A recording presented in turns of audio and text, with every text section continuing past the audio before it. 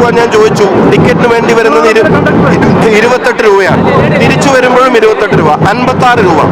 20 ദിവസം ജോലിക്ക് പോയാൽ, വേണ്ട 25 ദിവസം ജോലിക്ക് പോയാൽ അവര് സേവ് ചെയ്യുന്ന എത്ര? ഒരു മാസം അഡീഷണൽ വരുമാനമായി മാറുകയാണ്. പ്രിയദർശിനി ബസ്സിന്റെ ബ്ലോക്കോട്ടായി കോഴിക്കോട് ഡിപ്പോയിലെത്തിയ ഷാഫി പറമ്പിൽ MP നമ്മളോടൊപ്പം ചേരുന്നുണ്ട്. MP, ചരിത്രപരമായ ഒരു തീരുമാനമാണ് അല്ലെ? പുതുയുഗ പിറവിയാണ് ഇത്. ഒരു ഫ്രീബി മാത്രമായിട്ട് ഇതിനെ കണക്കാക്കരുത്. ഇതൊരു എംപവർമെന്റ് ആണ്. ഞാൻ നേരത്തെ സൂചിപ്പിച്ചു, ഇവിടുന്ന് യൂണിവേഴ്സിറ്റി പോകാൻ ഞാൻ ചോദിച്ചു. ടിക്കറ്റിന് വേണ്ടി വരുന്നത് 28 രൂപയാണ്. തിരിച്ചു വരുമ്പോഴും 28 രൂപ, 56 രൂപ. 20 ദിവസം ജോലിക്ക് പോയാൽ, വേണ്ട 25 ദിവസം ജോലിക്ക് പോയാൽ അവര് സേവ് ചെയ്യുന്ന എത്ര? ഒരു മാസം അഡീഷണൽ വരുമാനമായി മാറുകയാണ്. അവർക്ക് ഒരു സാമൂഹ്യക്ഷേമ പെൻഷൻ പോലെ അവർക്ക് ഉറപ്പുള്ള ഒരു കാര്യമായിട്ട് ഇത് മാറാൻ പോവുകയാണ്.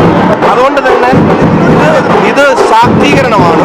ഇതൊരു സാമൂഹ്യ സാമ്പത്തിക വിപ്ലവമാണ്. ഇവിടുന്ന് മെഡിക്കൽ കോളേജ്, ഇവിടുന്ന് ഗുരുവായൂർ, ഇവിടുന്ന് മാനന്തവാടി, ഇവിടുന്ന് സുൽത്താൻ ബത്തേരി, നിങ്ങൾ എവിടെ വേണമെങ്കിലും നിങ്ങൾ എടുത്ത് നോക്കുക. അത്രയും യാത്രകൾ സൗജന്യമായി വനിതയ്ക്ക് നടത്താൻ പറ്റുമെന്ന് പറയുമ്പോൾ വെറും ഒരു സൗജന്യ യാത്രയുടെ എഫക്റ്റ് അല്ല, അതൊരു എക്കണോമിക്കൽ എഫക്റ്റ് അതിനുണ്ട്, അതിനൊരു സോഷ്യൽ എഫക്റ്റ് ഉണ്ട്. സാമൂഹ്യ സാമ്പത്തിക വിപ്ലവം എന്ന് ഇതിനെ നമുക്ക് വിളിക്കാൻ കഴിയും. ഒരു ഗവൺമെന്റ് ഇതുവരെ ചെയ്തിട്ടില്ല. എന്തെങ്കിലും ഏറ്റക്കുറച്ചിലുകളോ മാറ്റങ്ങളോ അല്ല, തുടങ്ങുകയാണ്. ചരിത്ര പിറവിയാണ്. ആ ഒരു സന്തോഷമാണ് ഷാഫി പറമ്പിൽ MP നമ്മളോടൊപ്പം. ക്യാമറമാൻ ജിതേഷ് കേസിനൊപ്പം സലാം മുഹമ്മദ്, മീഡിയ 1 കോഴിക്കോട്.